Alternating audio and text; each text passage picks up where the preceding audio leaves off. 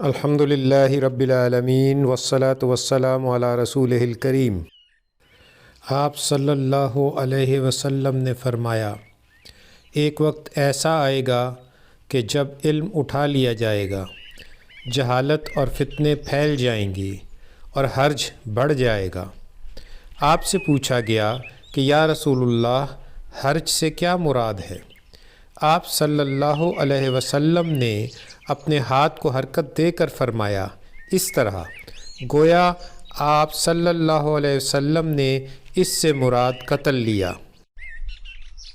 نبی اکرم صلی اللہ علیہ وسلم فرماتے تھے کہ اللہ علم کو اس طرح نہیں اٹھا لے گا کہ اس کو بندوں سے چھین لے، بلکہ وہ علماء کو موت دے کر علم کو اٹھائے گا، حتیٰ کہ جب کوئی عالم باقی نہ رہے گا تو لوگ جاہلوں کو سردار بنا لیں گے، ان سے سوالات کیے جائیں گے اور وہ بغیر علم کے جواب دیں گے، اس لیے خود بھی گمراہ ہوں گے اور لوگوں کو بھی گمراہ کریں گے۔